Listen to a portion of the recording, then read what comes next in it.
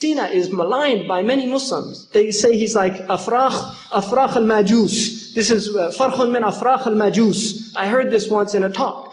Ibn Sina was a devout Hanafi scholar. Really, he was. He wasn't Ismaili. He was a Hanafi. Now he wrote a book called Shifa. And Ibn Taymiyya once said about the Shifa, rahimahullah, he said, Al-Ghazali kana lahu marad, wa maradahu al-Shifa. Imam al-Ghazali had a sickness, and his sickness was the Shifa, which means cure. And he meant by that, in laghaz, like a riddle, the Shifa of Ibn Sina. He'd read that book and it influenced his mind. Now, one thing I'll say about Ibn Taymiyya. Ibn Taymiyya is a great Hanbali scholar. In fact, he's Sheikh al-Islam of Hanabila. He's not Sheikh al-Islam of Islam, right? I mean, no, there's nobody that has that title. Wallahi, there's nobody. The Prophet ﷺ, that's his domain. He's the one that encompasses all of Islam. When we say Sheikh al-Islam, it's of something. Sheikh al-Islam fil hadith, Sheikh al-Islam fil usul. Imam Ibn Taymiyyah is called Sheikh al-Islam of the Hanabila, because he's one of their greatest, if not their greatest scholar. Now, something to know about Ibn Taymiyyah and about all of the ulama in general. Knowledge is based on time and experience. You cannot, in the beginning of your attempt to seek knowledge, know everything. It's impossible. In fact, one of the conditions, according to Al-Juwayni of knowledge, he said, Daka'un, you have to be intelligent. Hirsun, you have to be covetousness. You have to have like a desire for the knowledge itself. You have to have talqinu ustadin. You have to have a teacher who teaches you, right? And then you have to have fahmun sahih. You have to have a true understanding. And he said, وَطُولُ zaman. And you have to have a long life. Now, Al-Dhahabi, if you read some of Imam Ibn Taymiyyah's early fatwas about certain Muslims, he made takfir of them. He said, kafir, this. And that's something that a lot of ulama do in their early period. They get overzealous, hasman they call it, right? Trying to really cut off the pretext or something like that, sadd al-dhari'ah. And they might say something that in their later life they regret. Ibn Taymiyyah is quoted by Imam al-Dhahabi as saying, لا نكفر أحدا من أئمة المسلمين. And he said, this is what Ibn Taymiyyah, I saw him in the end period of his life, he said, I don't make takfir of any of the imams of the Muslims. There are people now that read some of the sections of Ibn Taymiyyah and where he makes some takfir and they say, oh, kafir, right? He's kafir. First of all, let me just give you and myself a piece of advice. Don't ever call a Muslim kafir. We have no authority. We don't have any authority to do that. That, what's called takfir, is solely for the qadi. The qadi is the one that makes takfir. I mean, it's a true story. The qadi is the one that makes takfir. Now, obviously, if somebody says, I don't believe the Prophet ﷺ was a prophet, that's kafir. Why? Because it's ma'loom min ad-din bil-darura. Things that are known by necessity about this religion, everybody knows. If somebody says khamr is halal, then khalas, there's no debate. I'm talking about subtle theological points, about things that we are beyond our understanding. So we have to be very careful. Now, some people make takfir of some of the Muslims. They should know that some of the things in some of the books of the Muslims have kufr in them, even from some of the big imams. The traditional position of the ulama is to say, هذا كفر صريح مردود. This is clear kufr and it's rejected. وَإِذَا اعْتَقَدَهُ كَاتِبُهُ فَهُوَ كَافِرٌ. And if, this is called jumla shartiyah, is a conditional sentence. And if the imam who said it believed it when he died, then he died in a state of kufr. But that's the condition. Why put yourself into trouble? So really, as your knowledge broadens, you begin to see that Islam is a vast universal teaching that encompasses a great deal of peoples, a great deal of diverse opinions, a great deal of understandings and misunderstandings. And the Prophet ﷺ, one time a man said, he said, what do you think? And the man said, Insha'Allah wa shi'ta ya Rasulullah. If Allah wants and you want, ya Rasulullah. The Prophet ﷺ didn't say, mushrik, kafir. He said, Ya akhi, la taj'alni niddan ma'allah. Don't make me a partner with Allah. He taught him. He didn't say, you kafir, mulhid. He taught him. And this is what the Muslims are supposed to do. Bu'ithna du'at wa lam nub'ath qudat, like they used to say. We were sent as inviters, not as judges. And the Prophet said about the qada, he said, dhabhun bila sikkin. To judge people is a knife, is killing yourself without a knife. And this is why the القضاة ثلاث قاضيان في النار وقاضي في الجنة. So when you hear that hadith, the judges are three. Two of them are in hell, and one of them is in paradise. Take it, I don't know statistics and probabilities, bad odds. All right, bad odds, really. So, we have to be very careful. And the last thing, just to say this about Imam al-Ma'ziri, who was one of the greatest of the Imams, they said in his book, in the Tabaqat, they said, وَكَانَ يُهْرَبُ إِلَيْهِ فِي الطِّبِّ كَمَا يُهْرَبُ إِلَيْهِ فِي الْفَتْوَى. They used to seek him out for medicine like they sought him out for fatwa. And the reason he studied medicine is because he went to one of the people of the book, and he was sick. And he said to him, I'm sick and I need to be treated. And the man said to him, he was in Tunis, he said, you Muslim amaze me. He said that one of the greatest things in my religion would be to kill somebody like you. Because you're the hujjah of Islam. You're a proof of Islam. And you make us look bad. So I could just poison you. And yet you come to me trusting me. He said, I don't understand that. And Al-Ma'ziri said he thought deeply about that. And he realized that we have to be independent in our knowledges. And so he went and mastered medicine for that reason. And that's yasud al-thughra. That's seeing the opening that needs to be filled and going and seeking it out. And one of the great thughra of our age is a need for scholars, not just of Islam, but also who know the age they're living in. Because Allah clarifies kufr. Right? لِتَسْتَبِينَ سَبِيلَ الْمُجْرِمِينَ. The way of the mujrimeen has to be clear. Part of the Quran is to clarify kufr. Not just to teach Islam and Iman and Ihsan, but to explain to us what kufr is too. So we have to deconstruct them. We need anthropologists that are Occidentalists. Like they have Orientalists, we need Occidentalists to write our notes. And Al-Asma'i is one of the first anthropologists in history. Al-Asma'i went around the Bedouin tribes, and he just used to write everything he heard. And one of the Bedouin, when he saw him doing that, he said, SubhanAllah, you're just like those kataba, al-barara. You're like the angels. Everything I say, you write it down. And one little story about Al-Asma'i, because I like Al-Asma'i. He was once in a Bedouin camp, and the woman brought in the tea. And this was permissible, according to Imam Malik in the Muwatta, for a woman as long as there was adab and things to serve. But she was a fatana, very beautiful woman. And Al-Asma'i, who, he was with Harun al-Rashid, and he was a good Muslim and everything, but he was a worldly type of person, rahimahullah. He said, she was an incredibly beautiful woman, and the husband was very ugly. And he said to her, SubhanAllah, how does somebody as beautiful as you end up with somebody as ugly as him? And she said to him, Attaqillah, ya Al-Asma'i, have taqwa of Allah. لعلي أسأت إلى ربي فهو جزائي ولعله أحسن إلى ربي فأنا جزاؤه. Maybe I did something wrong and he's my reward. And maybe he did something right and I'm his reward. So anyway, about Al-Ma'ziri, Imam Al-Ma'ziri radiallahu anhu, they said من سعة علمه, from the depth of his knowledge, from the degree of his understanding. They said, he rarely saw a munkar. He rarely saw a munkar. Because of his vast knowledge, he used to be able to find some excuse for his brothers. In other words, when he saw something that most people would say is a munkar, he had some opinion of one of the ulama that it was acceptable.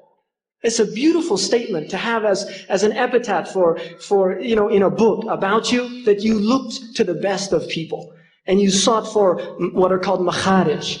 الْمُؤْمِنُ يَلْتَمِسُ عُذْرَ أَخِيهِ وَلَوْ سَبْعِينَ مَرَّةً.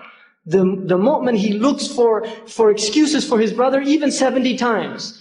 Right? I have a friend who told me, because he's always asked me to come over, I keep saying yes, yes, and then I said, يا أخي التمس عذري. And he said, أنا تقريبا على 68. He said, I'm at about 68 right now, so you've got a couple more. Bismillah ar-Rahman ar-Rahim. There's no years in Akhirah, really. In fact, Yawm al-Akhir is the last day, because that's it. After that, there's no more days. There's ahqab in the Quran.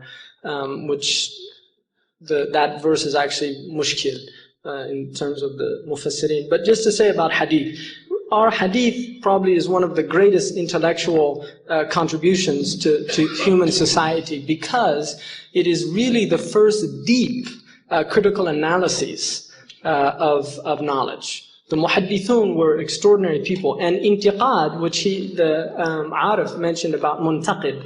Muntaqid is actually a maqam in hadith. So it is a maqam. In fact, criticism comes once you get to a level of knowledge. But the reason you criticize is not to find fault. It's actually to purify and to correct. So there's a difference between somebody who's called mu'ayyib and muntaqid. Because naqd means wealth. And, from a wealth of knowledge, you can make criticism. If you don't have knowledge, then you should just, really withhold your criticisms, because you'll get yourself into danger. So about the hadith, I would say, first of all, we have many degrees of hadith, but there are basically three dominant criterion. The first one is called mutawatir, which is a hadith, and there's debate on what exactly is a mutawatir, but the basic idea, some say 5, some say at least 10 isnad in each generation, but most say enough isnad that it would be impossible for there have been a conspiracy of narrators to have fabricated the hadith. And that hadith is obligatory to believe in. It is a wajib. Now there are some hadiths, Imam Suyuti wrote a book called about the mutawatir, and there's about 4 or 5 books. There's only about 200 hadith that are mutawatir. There are not that many. And one of them, interestingly enough, is the hadith, مَنْ كَذَّبَ عَلَيَّ مُتَعَمِّدًا فَلْيَتَبَوَّ مَقْعَدَهُ مِنَ النَّارِ. The one who tells a lie about my hadith, let him take his place in the fire. And that is mutawatir, which is amazing. That means all the Sahaba heard that hadith. So the Prophet said it a lot of times in many different places, and it was transmitted each generation by so many narrators that it's impossible. If somebody comes along and says, I don't believe that hadith, most of the ulama, in fact, I don't know any in the people of Sunnah wa Jama'ah, because there's a difference with the Shia people about hadith. They have different books of hadith that they look to. But in the people of Sunnah and Jama'ah, there is a consensus that somebody who rejects the mutawatir hadith is not a Muslim, that they're outside of the pale of Islam, because it's impossible for there to have been to a lie. So that hadith actually it's called a dalil al-qat'i. It's a qat'i proof in its wurud. In other words, in usul, you have different types of proofs. You have what's called dhanni al-wurud, and qat'i al-wurud. Dhanni al-wurud is when it's called a ahad hadith, and it's either sahih or da'if. And da'if is not used for the ahkam. And so anyway, if it's mutawatir, then we have to absolutely believe it. Now, the second level of that is what's called the sahih hadith. And I will say one of the great tribulations of our age is all these muhaddithin running around. They're all over the place. Really, muhaddithun are everywhere. Ya akhi, qala Rasulullah sallallahu alayhi wa sallam. And then they bang you over the head with the hadith. First of all, that's called in hadith literature, naql al-wijada. If you say a hadith that you read in a book, that's called naql al-wijada. And naql al-wijada by the salaf, so somebody who wants to be salafi should listen to this. Naql al-wijada by the salaf is unacceptable. You can't even relate a hadith that you read in a book. It is actually considered impermissible by the early ulama to relate a hadith that you read in the book. And especially if you don't know the fa'il min al-maf'ul. If you don't know the subject from the object of the sentence, which most, even modern Arabs don't. I mean, you ask something like, قَامَ زَيْدٌ وَضَرَبَ عَمْرًا, and you say, اعرب هذه الجملة يا أخي. Man, I had nahu a long time ago, I can't. Really, I mean, we have to have humility. The ulama didn't make comments on Quran or Hadith until they mastered the Arabic language. That's a prerequisite of Islamic knowledge. Now that doesn't mean we shouldn't read the Hadith, because unfortunately we don't have very many muhaddithin left, and the books are there, and some of them have been translated, and I guarantee you, as somebody, my knowledge of Arabic is limited, and I'm not saying that out of some false humility. I'm saying that quite realistically. I mean, if you actually get into the Arabic language, I don't know how they learned it. I don't. How did Sibawi write his book? I don't know how he did that, because it's just this endless, there's always new things to learn. I learned things about Arabic language, and I've been teaching it for 5 years. And I'm just like, where did that come from? I didn't, what? You know, it's an unbelievable language. Fiqh al-lugha is so complicated, sophisticated. You know, and so we have to recognize that. So the Sahih hadith is a sound hadith. Now, a hadith al-sahih that is not mutawatir, sawabun yahtamal al-khata. It is sound and true, but there's a probability, although it's very narrow if it's sahih, that there might be a mistake in it, because it's not mutawatir. So even though the isnad and the matan are sound, meaning the chain of narration and the text itself doesn't contradict the Quran, there's still a slight possibility of a problem in it.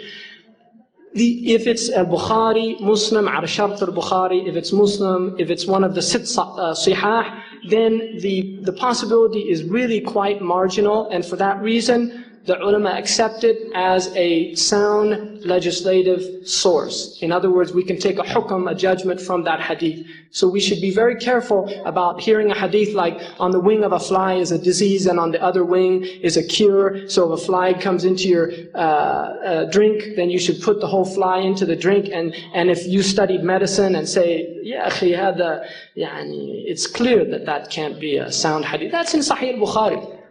And, you know, لا تقف ما ليس لك به علم. Don't follow things you don't know knowledge about, because لا ينطق عن الهوى. The Prophet ما ينطق عن الهوى. The Prophet ﷺ does not speak from his passion, and that's a sound hadith. So, alhamdulillah, I lived in Mauritania, which is fly capital of the world, and I used to dump flies into my tea and yogurt all the time. Alhamdulillah, I never got any problems with it. So, and now just the last, and then another thing about Sahih Hadith.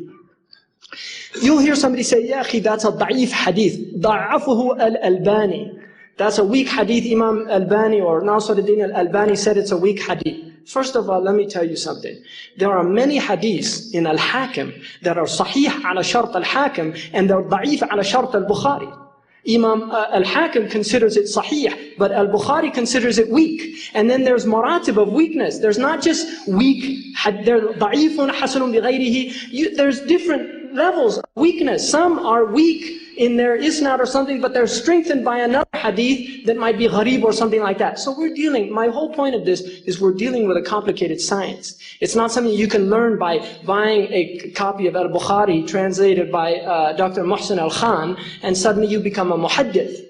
No, because there's mistakes in all of those translations. I have yet to see a translation that doesn't have some mistakes in it. وَالْكَمَالُ لِلَّهِ. It doesn't mean that the translators weren't good or didn't. No, al-kamalu lillah, perfection is Allah's. So a hadith like that, I will just say, commenting on that hadith, is that there is a sahih hadith that the Prophet said, مَنْ قَالَ لَا إِلَهَ إِلَّا اللَّهِ دَخَلَ الْجَنَّةِ. Most of the ulama say the condition, because remember, Arabic is elliptical, not everything's mentioned.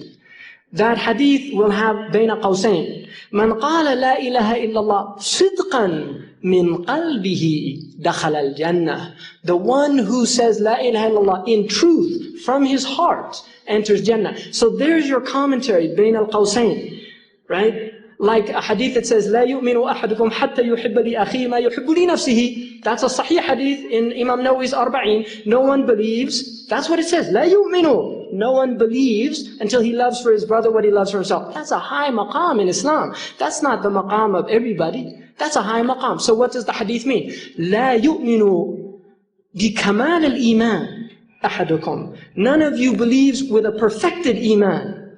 So it doesn't mean that he's not a mu'min. It means that his iman is still growing and he hasn't achieved that level of iman, which is a high level. So hadiths have to be taken into consideration of their translation, interpretation, and understanding and commentary by the rightly guided imams of the hadith.